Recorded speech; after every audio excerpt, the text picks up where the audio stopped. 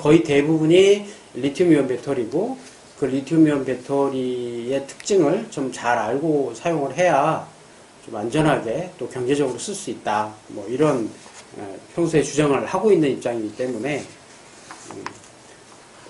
조금 더 공부해보자 라는 차원에서 이제 냈던 과제고, 이제 배터리를 조금 더 심도 있게 공부하는 과정에서 배터리가 이런 특징을 가지고 있구나.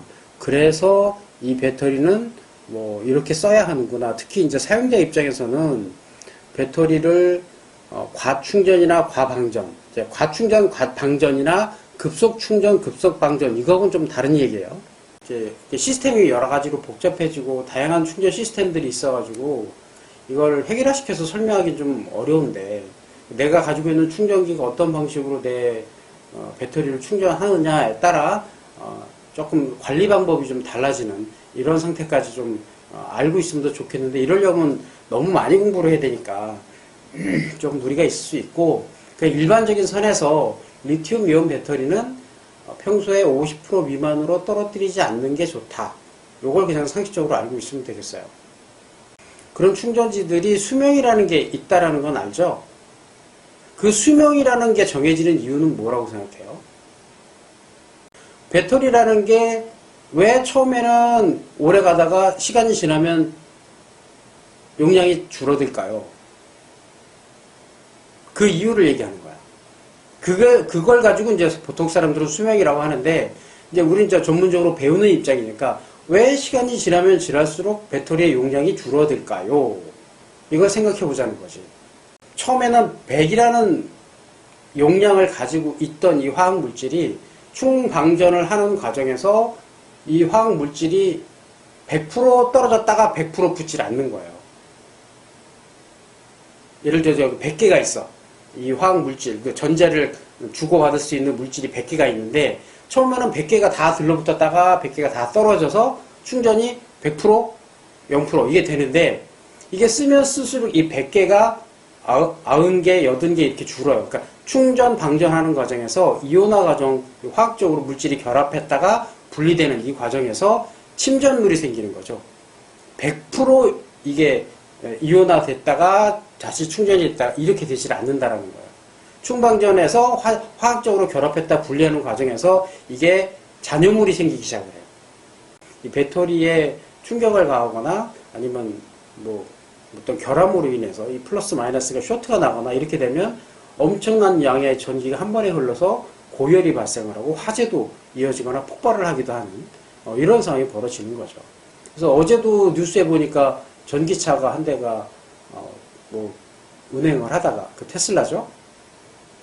운행하다가 이제 어디 들이받아서 이제 화재가 나고 폭발을 하고 이런 이제 사고가 어제 났더라고요, 보니까. 그런 게 배터리 때문에 그렇다. 이제 이해를 해야 되고, 요게 뭐 우리 생활 주변에서 쓰는 배터리야 용량이 작으니까 뭐 폭발을 하거나 화재가 나는 정도까지는 없는데, 용량이 조금 더 커지면 이게 문제가 되기 시작을 해요. 그래서 보통은 킥보드 정도 사이즈만 돼도 이제 문제가 되기 시작을 해요. 다이오드는 보통 쉽게 표현하면 가장 대표적인 반도체다 이렇게 이제 표현을 하는데, 도체, 전기가 통하는 물질을 도체라고 하고 통하지 않는 물질을 부도체라고 해요. 근데 이 두 가지 성질을 다 가지고 있는 물질을 반도체라고 부르는 거예요. 이게 전류가 흐르는 방향을 표시하는 거다 이렇게 이해하면 돼요. 그러면 화살표 봐라, 이걸 화살표라고 인식하면 왼쪽에서 오른쪽으로 흐른다 이렇게 이해하면 되겠죠. 대신 반대로는 안 흘러요. 전류가 한쪽으로는 가는데 반대쪽으로는 안 가요. 그러니까 한쪽으로는 도체고 반대쪽으로는 부도체죠. 그래서 반도체. 이것도 DC 회로, 그러니까 회로를 설계할 때 굉장히 많이 사용되는 부품 중에 하나예요. 기본이 되는 부품이죠. 이건 여기에 이 손잡이 부분에 배터리가 들었어요. 충전을 할 수 있는 2차 전지가 들었어요. 이 안에 리튬 이온 전지가 들었어요. 그래서 충전을 했다가 또 방전도 했다 이렇게 쓰는데, 이게 배터리가 들었으니까 우리 앞에서 지난 시간에 배웠던 배터리가 당연히 들어있고, 배터리 들었고 이게 거꾸로 역류를 하면 안 되기 때문에 이 다이오드도 들었고, 그 실험이 일반적인 배터리라고 보면 돼요. 과일 중에서도 이제 산도가 높은 과일, 레몬을 많이 쓰는데, 레몬은 신맛이 많이 나죠? 그 레몬 안에 있는 그 신맛이 산성을 가지고 있어요. 그래서 거기다가 구리판하고 아연판을 꽂으면 아연이라는 금속이 전자를 쉽게 잃고 부식하는 성질을 갖고 있어요. 그래서 그 아연과 구리 사이의 전위차가 1.5V가 만들어져요. 그래서 거기다가 램프를 꽂으면 램프도 불이 켜지고 멀티미터로 딱 찍으면 1.5V 전압이 검출이 되는 거죠. 그걸 똑같은 방식으로 건전지로 만들어 놓은 거예요. 일반적인 우리 쓰고 있는 건전지가 그런 방식으로 만들어진 거다라고 이해하시면 돼요. 이게 이제 적외선 LED라고 그러죠. 적외선이 나오게끔 만들어져서 설계가 된 LED. 그래서 근데 리모컨 앞에 그 LED는 왜 있는 거예요? 리모컨이 작동하는 방식이 이제 원거리에서 내가 이걸 쏴 이렇게 눌렀을 때 TV가 이제 작동을 하려면 여기서 저기까지 뭔가 신호가 가야 되잖아요. 그걸 적외선으로 해요. 근데 여기서 내가 요걸 버튼을 누를 때마다 여기서 나오는 적외선의 양이 달라지고 그걸 TV가 인식해서 시그널로 받아들여서 작동하게끔 설계가 되어 있는 거죠. 보통 리모컨의 기본적인 원리가 그래요. 그래서 여기도 LED가 들어가는데 이 LED의 작동 전압이 3V란 말이에요. 기본적으로. 그래서 이 안에 배터리가 2개가 들어가는 거예요. 눌렀는데 작동을 안 해. 그러면 이제 카메라로 이렇게 찍어서 이렇게 보면 얘가 불이 켜지는지 안 켜지는지 확인이 가능해요.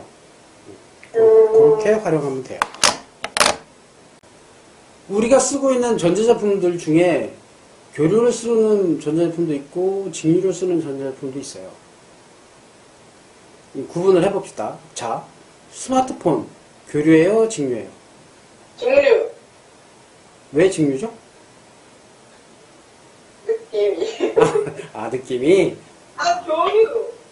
교류? 지금 학생이 뭐 기계 분야로 취업을 하고 싶다 그랬잖아요.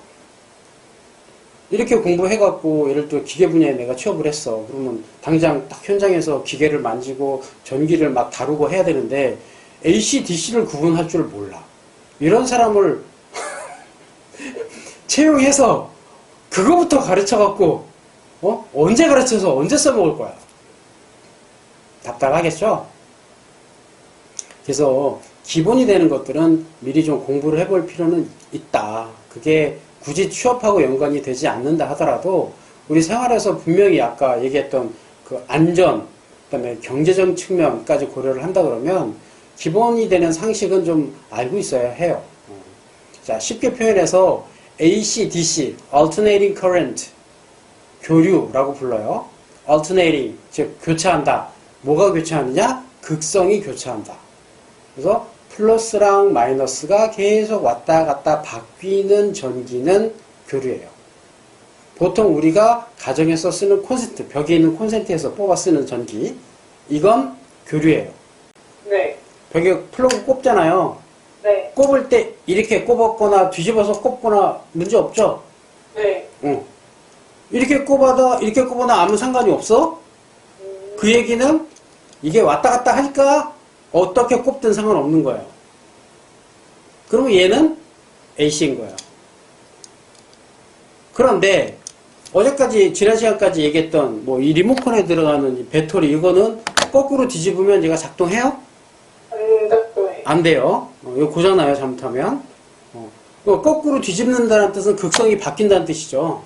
네. 배터리 자체가 그냥 요 배터리 자체가 한쪽으로는 플러스만 나오고 한쪽은 마이너스만 나오는 극성이 딱 정해져 있는 거잖아 얘는. 그러니까 얘는 DC. 이해되죠? 네. 자, 그럼 얘는 AC. 왜 AC죠? 근데 그게 이게 10핀이냐 아니면은 6핀이냐 이런 거에 따라서 달라져. 몇 핀이냐? 아니. 전혀 그건 아무 상관없어요. AC. 왜 AC예요?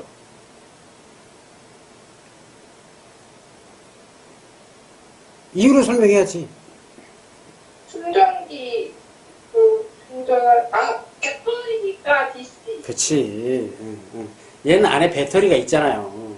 네. 그래서 얘는 DC인데 얘를 충전하는 건 잘 생각해봐요. 얘를 충전하는 충전기는 벽에 꼽죠. 네. 그 충전기는 AC가 들어와서 DC를 만들어내는 기계예요, 걔는. 아, 충전기가. 그러면 AC가 들어와서 DC로 바꿔서 여기에 공급해 주는 거죠. 그럼 그 안에, 그 충전기 안에 이게 있는 거예요. DC로 바꿔주는 역할을 얘가 해요.